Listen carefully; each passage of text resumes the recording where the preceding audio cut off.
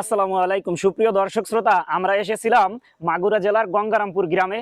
এখানে ইয়াকুব বিশ্বাস নামে একটা লোক খুবই শখ করে, খুবই আশা নিয়ে একটা বাইজের নৌকা তৈরি করেছে। ইতিমধ্যে এই নৌকাটা সোশ্যাল মিডিয়ায় বেশ তুমুল আলোচনা সৃষ্টি করেছে।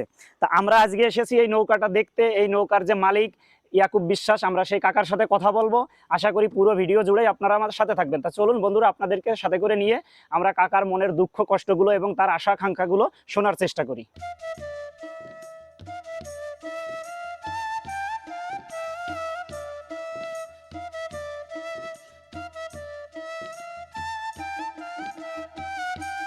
বাংলার নদী আর নৌকা, এই দুই যেন আত্মার বন্ধন। আজও গ্রাম বাংলার প্রাণে বাজে বাইচের ঢোল। রঙিন নৌকা, সুরের তালে তালে এগিয়ে চলে মাঝিরা। এ শুধু খেলা নয়, এ আমাদের ঐতিহ্যের বহমান ধারক। চলো ফিরি শিকড়ে, নাও বাইচে ফিরে পাই আমাদের নিজস্ব বাংলা। বাংলার প্রাণ নদী আর নদীর প্রাণ এই বাইচের নৌকা। শত বছরের ইতিহাস বয়ে চলেছে মাঝিদের ঘামে আর গানে। রঙিন পাল, ঢাকের তালে, মাঝির কণ্ঠে বাজে বাইচের গান। এ শুধু নৌকা প্রতিযোগিতা নয়, এ আমাদের সংস্কৃতির ঐতিহ্য। প্রতি বছর বর্ষার সময় গ্রামগঞ্জে মাতিয়ে তোলে এই উৎসব। ছোট থেকে বড় সবাই ভিড় জমায় নদীর পাড়ে। একসাথে বাইতে বাইতে মাঝিরা গেয়ে ওঠে ঐক্যের সুর। নৌকার মাথায় উড়ছে পতাকা, বুক ভরা গর্ব আর ইতিহাস। বাইচ মানে গতি, সাহস আর ভাইয়ে ভাইয়ের বন্ধন। এই তো আমার বাংলা, নদী, নৌকা আর হৃদয়ের ঐতিহ্য।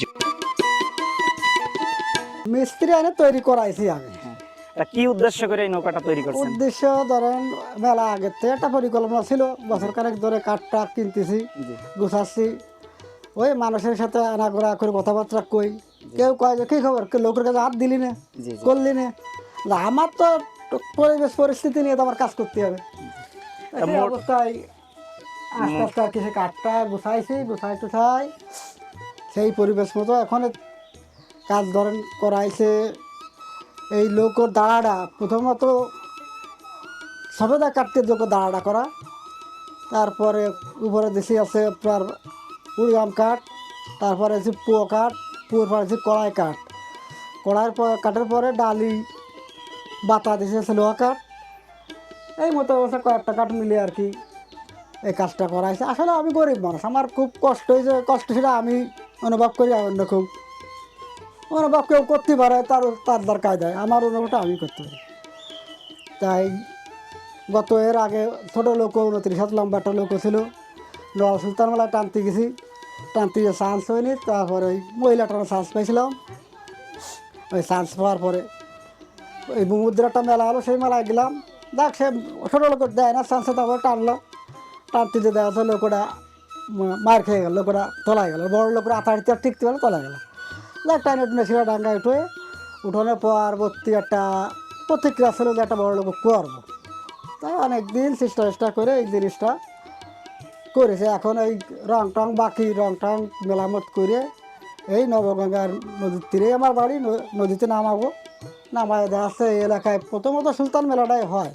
ইচ্ছা আছে যে ওই মেলাটাই প্রথম উপভোগ করবো। আচ্ছা, নড়াইলের সুলতান মেলায় প্রথমে যাওয়ার ইচ্ছা আছে এই নৌকা নিয়ে? হ্যাঁ, এলাকায়। আচ্ছা, নৌকার কি কোনো নাম টাম নির্ধারণ করেছেন? নৌকার নাম নির্ধারণ করেছি।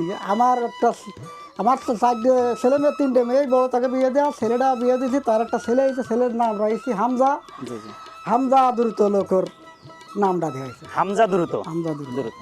আচ্ছা, এই নৌকাটা তৈরি করতে আপনার কয় টাকা খরচ হয়েছে? এই লোকটা তৈরি করতে আমার ওই 3-3.5 লাখ টাকার মতো। 3 লাখ 3.5 লাখ টাকা। মিস্ত্রি আনছেন কোথা থেকে? মিস্ত্রি আনছি কয়রা, সাতক্ষীরা কয়রা। সাতক্ষীরা কয়রা থেকে। কতজন আসছিল?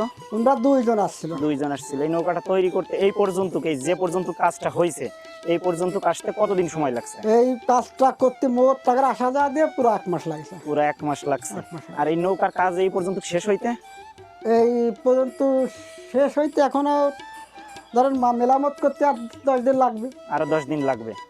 আচ্ছা আচ্ছা, এই নৌকা যে তৈরি করছেন, এর মাঝ দিয়ে কোনো জায়গা থেকে সরকারিভাবে কিংবা কোনো প্রতিষ্ঠান থেকে, কোনো সংস্থা থেকে কোনো অনুদান টনুদান কেন? না, কোনো অনুদান তো কোনো আমার ব্যক্তিগত কিছু পয়সা আমি সমিতির থেকে লোন করে জি জি সমিতির থেকে লোন করে করেছি। তাছাড়া আমার কোনো।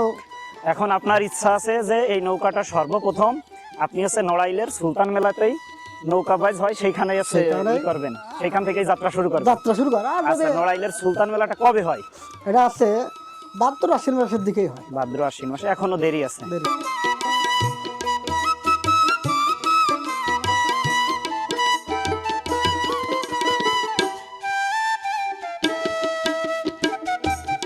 মাঝে অনেকে করছে তুই এরা বিএনপির লোক, তুই এইভাবে লোক কর পদক্ষেপে লোক করলি।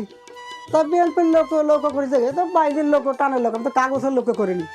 এটা একটা শখের টাইম, বিভিন্ন না, জায়গায় টান। আপনি আচ্ছা এটা বলতে চাচ্ছেন যে এই নৌকাটা যে তৈরি করছেন এটার জন্য এলাকাবাসী সহ সারা দেশবাসী কেউ যেন রাজনৈতিক ভাবে না নেয়, হ্যাঁ, শুধুমাত্র বিনোদনের জন্য যে নৌকা বিনোদনের। বাইচ হয় সেটা সেই হিসাবে যদি হ্যাঁ। সীমাবদ্ধ থাকে সেটা তো। এই বিনোদনের জন্য। আচ্ছা ঠিক আছে, আচ্ছা ঠিক আছে, ধন্যবাদ কাকা, আপনার সাথে কথা বলে ভালো লাগলো, ভালো থাকবেন।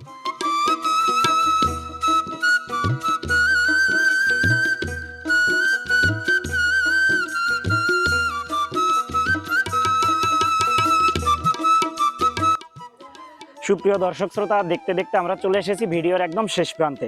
দেখা হবে আপনাদের সাথে অন্য কোনো স্থানে অন্য কোনো বিষয় নিয়ে। ততক্ষণ পর্যন্ত আপনারা সবাই ভালো থাকবেন, সুস্থ থাকবেন, আল্লাহ হাফেজ।